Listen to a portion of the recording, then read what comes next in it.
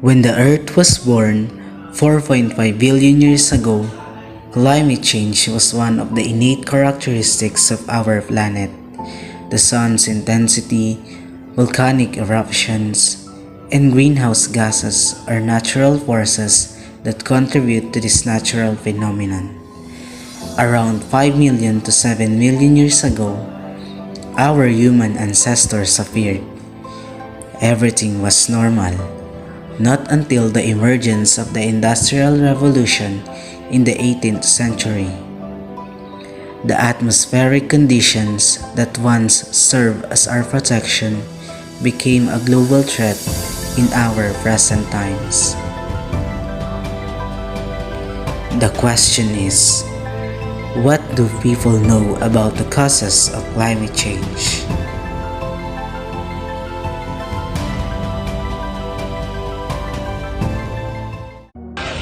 Sa aking palagay, isa sa mga dahilan ng climate change o pagbabago ng klima ay ang pag-init ng temperatura kung saan nakakaapekto ito sa mga pananim at nagiging dahilan ng climate change. Usok, dahil ito ay isa sa mga nagiging sanhi ng pagbabago ng ating panahon. Ang usok ay talaga namang hindi naabubuti sa ating panahon, sa ating mundo. Halimbawa na lang nito ay ang usok na nagmumula sa pabrika, usok na nagmumula sa kotse, at usok na mula sa pagkasunog, usok na hindi naman natin inaasahan.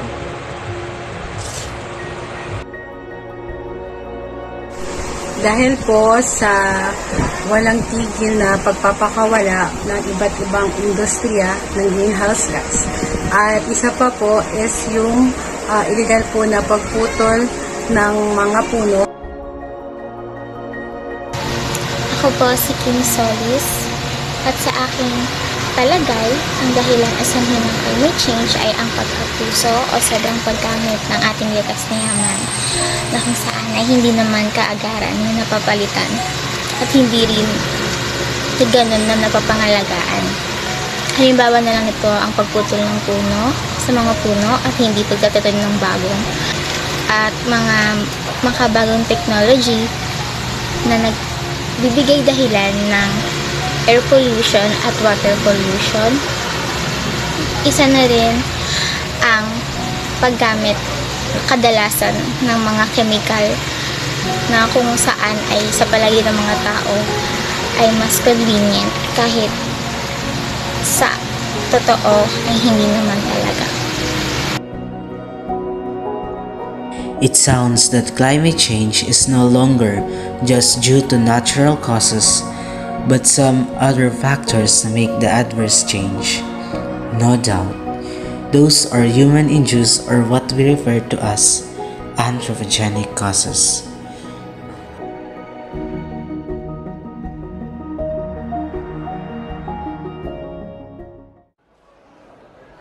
In this part, we will enumerate the driving forces of climate change that we are experiencing right now. Burning fossil fuels. Fossil fuels produce deposits high in carbon that are extracted to generate fuels and electricity. It utilizes in cars, households, and other establishments. According to Client Earth, they presently provide about 80% of global energy. Consequently, the combustion of fossil fuels releases a large amount of carbon dioxide, a greenhouse gas. Greenhouse gases trap the heat that causes the global temperature to increase. In fact, electricity production was responsible for 25% of global GHG emissions in 2010. Agricultural practices. Farming produces a large number of potent greenhouse gases such as nitrous oxide and methane. In 2010, agriculture with forestry and other land use was responsible for 24% of global GHG emissions. Rapid industrialization. According to the New South Wales government, Since the beginning of the Industrial Revolution, around 1750, human activities like the combustion of fossil fuels such as coal and oil have increased the amounts of greenhouse gases in our atmosphere. The fossil fuels industry accounts for 21% of 2010 global GHG emissions. Deforestation. Forests serve as carbon storage facilities. However, when they have been eliminated or degraded, the carbon dioxide will release and eventually contribute to global warming. This land conversion is responsible for 15% of global GHG emissions. Consumer practices. Indeed, our consumer habits are one of the causes of climate change. A 2050 study published in the Columbia Climate School indicates that home products and services accounted for 60% of all GHG emissions worldwide. In fact, wealthy countries have the most per capita impact. Transportation.